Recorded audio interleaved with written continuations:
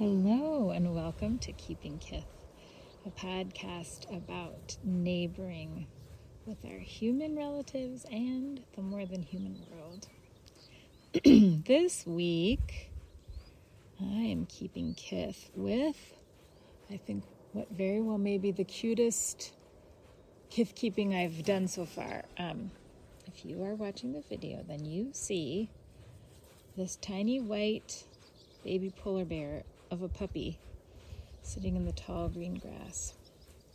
If you are listening, she is sleeping, so she's not making any noise. You can't hear her.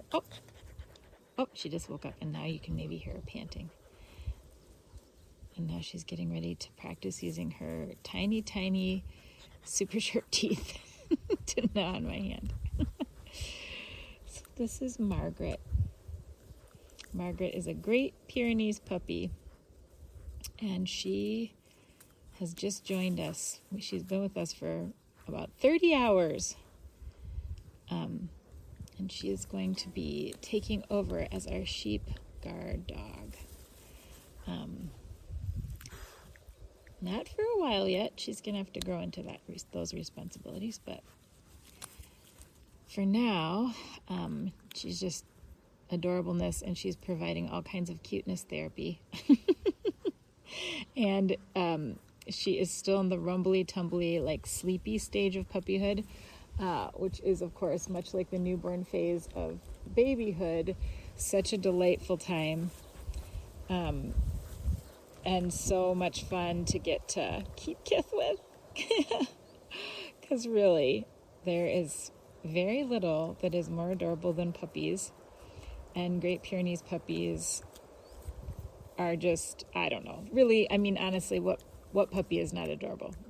Great Pyrenees puppies, though, something about, I guess, the looking like baby polar bears. There's something about that just, it's almost too much to bear. So anyway, I am not meaning for these episodes to have so much sort of happy sadness and sad happiness in them, but also that is just really this summer.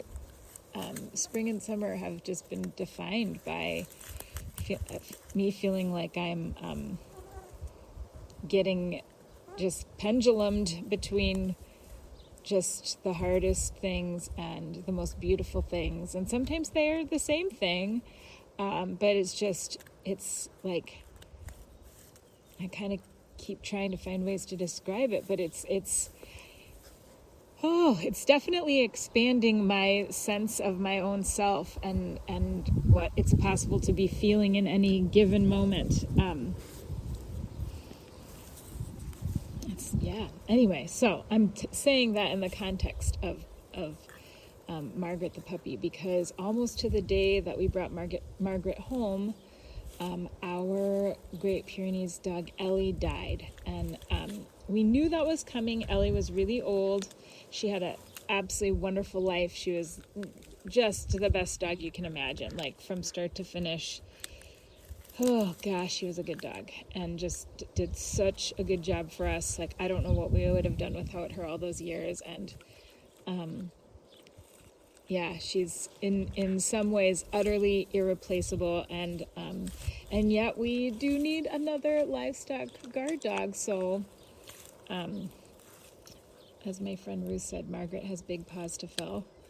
But Margaret is also Ellie's great niece. So Ellie's brother from the same litter had a son, and that is Margaret's father. And somehow that does soften the blow, I have to say, to have Ellie with us. Margaret looks a lot like Ellie did, and she acts a lot like she did as a puppy. And to know that this is Ellie's relative, it does actually help me feel a little bit less bereft about having to let Ellie go. And I also am so thankful that she did have such a wonderful long life. And I hope Margaret does too. I was giving Margaret a little chat about that this morning, about just how we were going to know each other a long time, I hoped. and get to spend a lot of time together. It's also funny though, I was telling somebody you get older, and I have started like kind of measuring my life in the era of like which dog or dogs I had then. And Ellie was the first dog I had from like a tiny puppy. My other dogs had been rescues, and I got when they were older. But Ellie was the first dog I got when she was a puppy. And so I didn't actually know anything. I'd had dogs, but I'd never had a puppy, so I didn't know really how to have a puppy. And so she was a great first puppy to have, though. She made it really easy on me. And anyway, there's so many feelings, so many big feelings to be had around all of this. And one of them is, going back over all these pictures. Oh, here's my other dog. You can hear somebody walking through the grass. That's Luna walking by. And now Margaret's like, oh, where are you going? She's just so roly-poly yet that she really can't keep up. Yeah, you're not ready to go on an adventure just yet. That time will come, but it's not here yet. Yeah, so if you can't see her, we're sitting in tall grass, and so she's trying to, even just walking through the tall grass, she kind of like flops over. If you are not familiar with the Great Pyrenees breed, they are quite big when they are grown. So even though, yes, for her age, she is big, and you can tell she just has not quite grown into her body. So it's like she can get around, but not all that well. She's kind of like tips over and kind of flops over and trips a lot, just getting used to having these big paws and these long legs. Yes, that's pretty new, isn't it? Because you were just a sleepy little bowling ball for quite a while. Anyway, so going back and looking at all these pictures of Ellie also meant going back and looking at all these pictures of my kids when they were small, and just like Ellie went, anytime we'd go hiking on the ranch, or like if I'd take the kids out camping in the pasture, or like just all the things we did when they were little on the ranch, Ellie is there, every single picture. She was never, if we were out, she was with us, watching out for us, keeping track of where we were, making sure that we were okay. And when it was happening, it was sweet, but like looking back at all of those years of her gentle presence, it just even felt more like I just felt so sort of blessed and honored to have had somebody keeping watch over us. And I think, like I said, I appreciated it at the time, but I appreciate it even more now, looking back on it all together, all those memories strung together, and just, what a gift she was to us. And what a gift Margaret is. Because it's true. Oh dear. All right, and I brought my guitar out because I was going to sit and practice guitar, let Margaret sleep in the grass. Oh dear, but now Margaret's chewing on the guitar. Which also, that's one of the main memories I have of Ellie as a puppy, is that she was like the most destructive dog, and still to this day. So I imagine Margaret will be too, just because, again, Great Pyrenees, they're big dogs, they're very strong, and when she was sort of like learning her body, like she just would destroy things, not even on purpose, just because she just didn't realize it, kind of I think that is the plight of the gentle giant, isn't it? Not quite knowing your own strength. So she really liked to chew, for some reason, wood and like wood furniture, and she would just like she could chew a chair to bits in like no amount of time. He'd come back and he'd be like, oh my gosh, that chair is just pieces of a chair now. It was pretty impressive.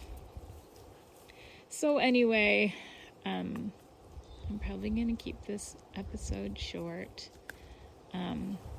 I'll add one more thing, which is that I just had the most magical weekend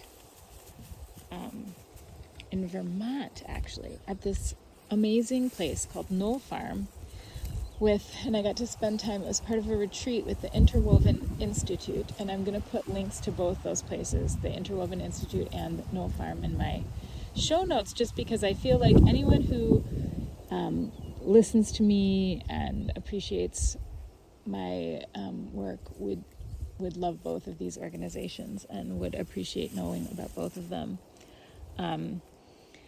But suffice to say, it was much like the Moth conference I went to earlier this summer. It was just a reminder that there are just amazing people doing amazing work all over the place, and it just feels like these points of light. And to find I was describing it as an outpost, to find these little outposts. It's so, for me personally, it's so helpful. And I, like, specifically with Knoll Farm, I was like, this is the living embodiment of like what it means to keep Kith, and to do it so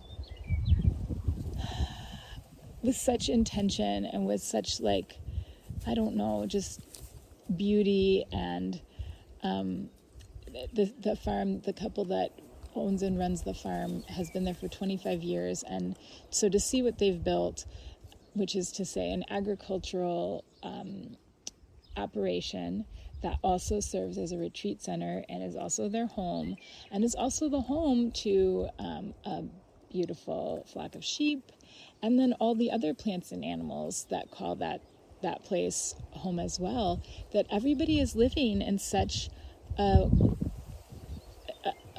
way in which they are all being nourished and well cared for. They are caring for each other, and they are and it's like nobody's taking up more space than they need, and therefore, like, you can really see that sort of beautiful web of interdependence, like what is possible when that web of interdependence is like just allowing everybody occupying a space to be well resourced. And so yeah, that was super inspiring. And also they had a wood-fired hot tub, which I'm like, I don't know how I've gone this long without a wood-fired hot tub, because there's maybe nothing better in the whole world than to be out under trees and stars at night and sitting in warm water. The smell of a fire burning nearby, it was just wonderful. So anyway, I felt really thankful to be there and had such a wonderful experience. And yeah, I hope you all are getting to enjoy summer. The summer solstice has come and gone, which means now we are officially in midsummer. So yes, much love to you all. I hope you have a wonderful week of keeping Kith.